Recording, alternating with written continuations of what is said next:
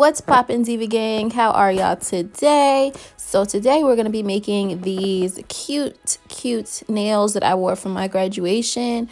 We got some encapsulation going on. We got some ombre. And we got some elaborate bling. So I'm just going to kind of show you guys how I achieved this flawless encapsulation. But before I start, I did find these extra long square nails on Amazon. I'll try to link them if I can, you know. They might be unavailable now, but I will link them if I can. And this is like just the length I've been looking for.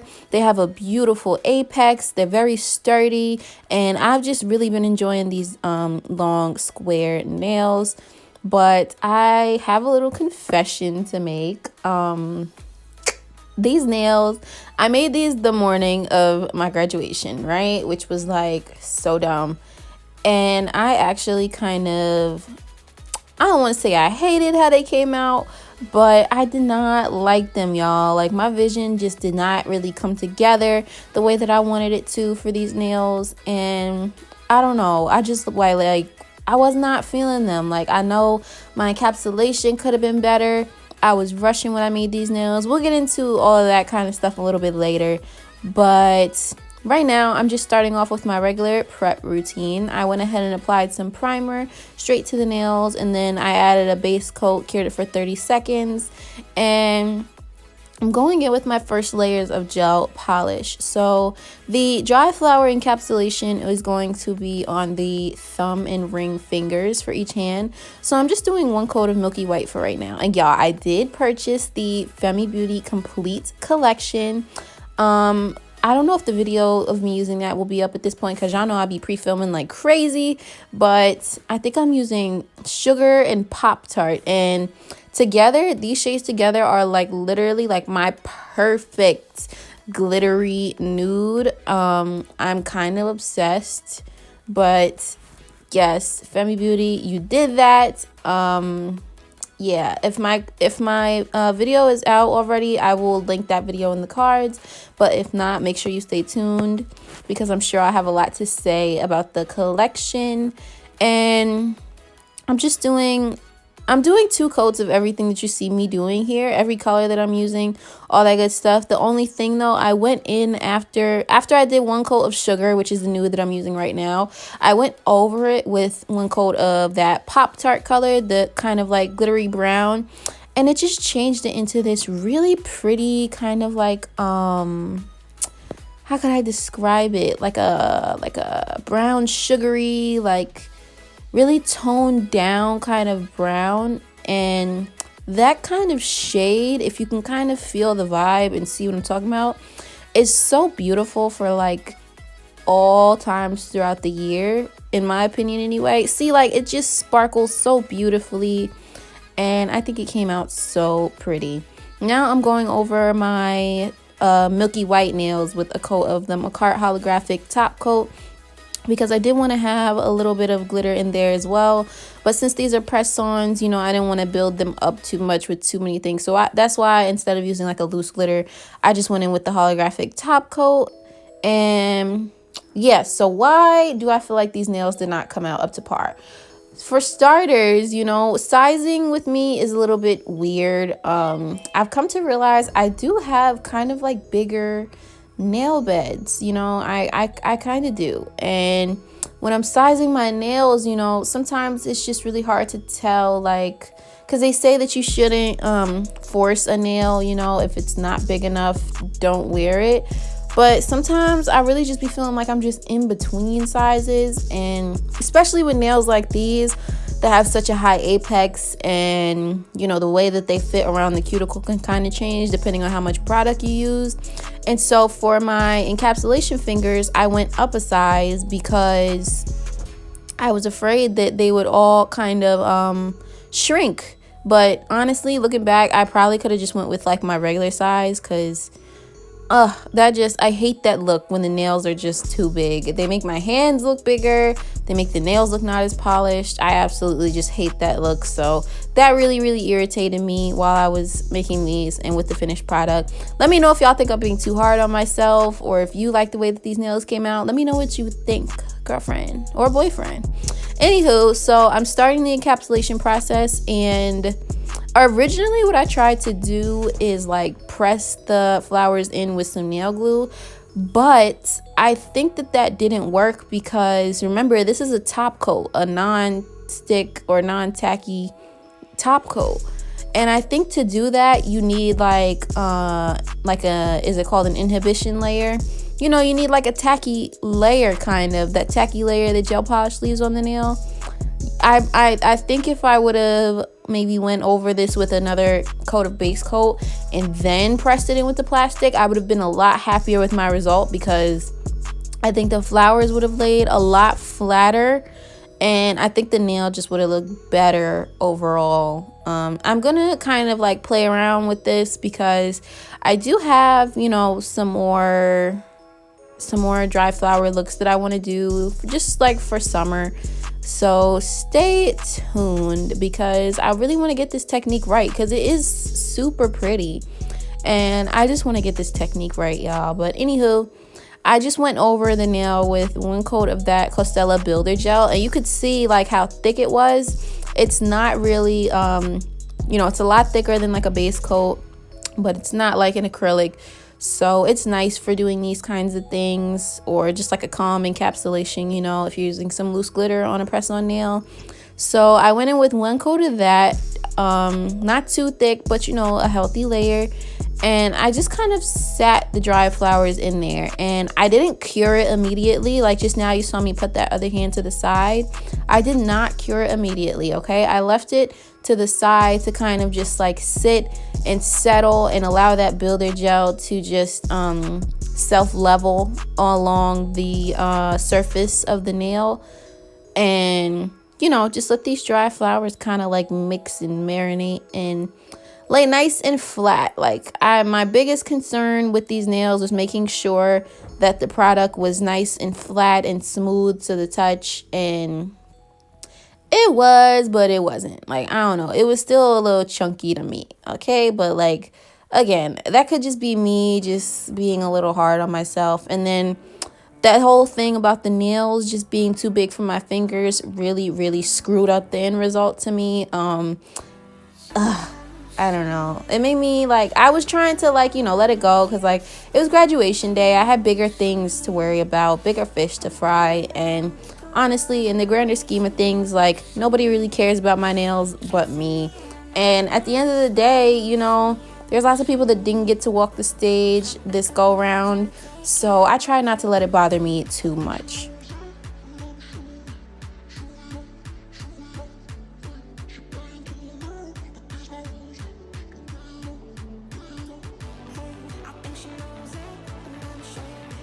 All right, so now we're going to be adding some gold foil in with those dried flowers.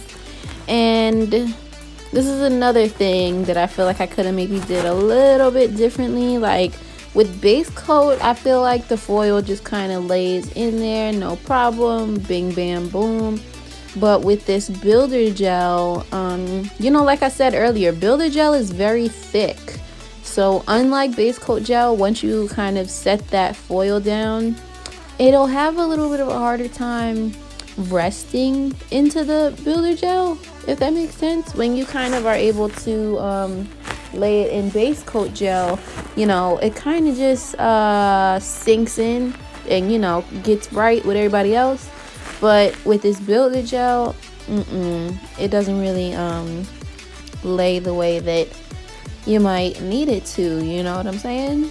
So yeah, I just kind of put some in random places between the flowers, and then I went in with my finger and tried to kind of press it in some more. But again, you know, the builder gel just kind of stuck to my finger, so it didn't really help too much. But we're gonna file over these anyway. So I cured that for 60 seconds, and then I'm kind of going over it again, not with like a whole coat of this milky white polish, but you know, kind of just draping it over some of the areas, because I wanted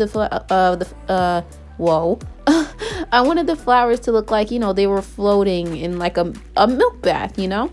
So I kind of just draped it over some flowers more than others, and it gave it a really pretty look. Although We did kind of lose that holographic top coat that I put on in the background. You can't really see it too much unless you're like kind of really looking at my nail and looking for it, but you know, it's all good. So now it is finally time to top coat these nails. One thing that I should have done here is maybe remove the sticky layer, but I was afraid that the alcohol would like make my flowers bleed or something, so I didn't. But I wanted to top coat it because at this point I wanted to go in and file the nails, and I didn't do too much filing. All the filing that you see me doing is this that I'm doing here. So again, you know, this kind of encapsulation wasn't too bad, but there's definitely lots and lots of areas where I know I could have like used a little bit more sense, troubleshot, and just made it look a little bit cleaner. But I'm going to give myself a chance to redeem myself, because like I said, I do want to do some more dry flower looks coming up. But yeah, my main focus with this was just to kind of bring back that really sharp square shape, because I did not want to lose that. And also, again, just to make sure that the nail was flat. And I'm just kind of showing like a side view. This is kind of what you have to do. Look at the nail from all angles and just like see, you know, even like I see so many people maybe make the mistake of holding the nail file too straight, and the nail itself is not straight, it's curved, right? So you want to make sure you're getting those angles, you're looking at it from all angles, and that you're filing from all angles. So that's kind of just what I tried to do here. And then after I filed, I did go in and buff, and that's something that I actually didn't do in my rose nail art tutorial, my encapsulated rose petal nail art tutorial. If you haven't seen that yet, go ahead and check it out, because it's my most viewed video. You all seem to really enjoy that video, and I'm so glad. And that's kind of the reason why I wanted to incorporate more dry flower encapsulations on this channel, because I realized that there's kind of a stigma around encapsulating on press-on nails, and I don't know, I just feel like there's a way to do everything, you know what I'm saying? And if acrylic is not your most comfortable medium, you know, like, it's okay, because there's a way to do everything. There's creative ways to cut corners and, you know, be creative and just kind of do your own thing, you know? So that's what we're doing here and period. Okay, so yeah, I don't think I showed both hands. I think I just showed the 2 fingers on the one hand, because you know, I know this video is already a little bit long, a little bit longer than my normal videos, but I didn't want to be too long. So yeah, buffing did make kind of a big difference though. It just helped kind of like smooth everything out after filing it. And you can see the nails are like pretty flat, you know, everything's kind of in there. So I don't know, I'm telling you guys, I feel like it's that sizing that just did it for me. It was the sizing for me, okay? So after I filed those nails, I did go ahead and clean them off with some alcohol, and y'all know we gotta do a little bit of airbrushing, all right? And we're not doing nothing fancy, nothing crazy, nothing I haven't seen me do before. I'm just doing some baby boomer ombre French tips on the pointer and pinky fingers. So that was super easy, super quick. I did kind of use a little too much acetone and polish, but it's fine. But rather too much than too little, right? And this came out so cute. I kind of want to do, I've been feeling like the baby boomers, the Frenches, the nudes, like that's so my vibe right now. And like, I don't know, it's my vibe, but at the same time, it's just a little too plain for me. So I need to find ways that I can kind of, you know, jazz up my baby boomer looks that I want to do, because it's just not enough for me. It's just not enough for me. Like, ever since I started kind of doing my own nails and not having to rely on the mercy of the salon and the flexibility of my wallet, honey, like, I just can't be having no regular nails. I didn't start doing my own nails so that I could have regular nails. Like, I just didn't. That's just how I look at it, okay? I could be paying a salon for all of that, all right? But I'm doing my own nails, so I'm gonna do what I want to do for my own nails, and I can't be doing no regular stuff, okay? So I'm being super annoying, but yeah, that's how I feel about that. And now I'm going in and I'm top coating. These nails look super pretty top coated. I can't get over how pretty that sugar shade with the Pop-Tart on top of it is. It just looks so pretty and sugary and sparkly and just beautiful. Like, I love how that nude looks, because it's not a brown, but it's not too yellow, but it's not like completely pink either. Like, it's just really pretty to me. Like, Femi, you did that when you made those nude shades, girl, and I can't wait to use more of them. I can't wait to just play with that kit and just like see what it's talking about, okay? Because I watched her video, her unboxing, and I just have to know, like, how does she come up with these things? Like, the way her mind works, you know what I'm saying? Like, she's great. I love her. And when she came out with a collection, y'all know I had to get the whole thing. Like, by the way, I'm just doing some bling placement here. I just did some simple cuticle bling on the encapsulation fingers, and then I did some elaborate bling on the middle finger. But back to what I was saying before about Femi girl. Yeah, I'm not usually a person that, even with makeup, when collections and things like that come out, or when there's a new product that everybody's getting and they're creating content on, I've never been the type of person that just feels like I have to have something unless it's from somebody that I truly support and has made a difference in my life and in the way that I do things. For example, when the Jackie Aina palette came out 2 years ago, I was refreshing my phone like all day because I was so afraid that it was going to sell out and that I was going to miss my chance to get it. I just had to have it, you know what I'm saying? And regardless of like how often I wear makeup or not, I just really felt like I needed to support her. I just needed it in my life. And that same thing happened when I found out that Femi was coming out with this collection. This is not even a Femi video, but somehow I ended up talking about her. But long story short, when I found out she was coming out with her collection, there was no ifs, ands, or buts about it. I was getting the whole thing. I was getting everything that came with it, and that was just that, okay? I feel like maybe that'll change, you know, as my YouTube channel grows. I'll probably feel like I need to keep up with things and constantly be buying products in order to, you know, keep up with the algorithm and create interesting content, which is like, I'm not looking forward to it, but you know, whatever happens, and I'm just having fun with it right now. But yeah, long story short, I had to have that collection when I was like waiting so patiently for the release date, and then when I found out there was a pre-sale, oh my god, yeah, as you can tell, I'm just very excited. So yeah, how do you guys feel about that bling placement? It was really random. I kind of just came up with it on my own, and I don't really know how I feel about it, to be honest. I don't know how I feel about it, but here we are.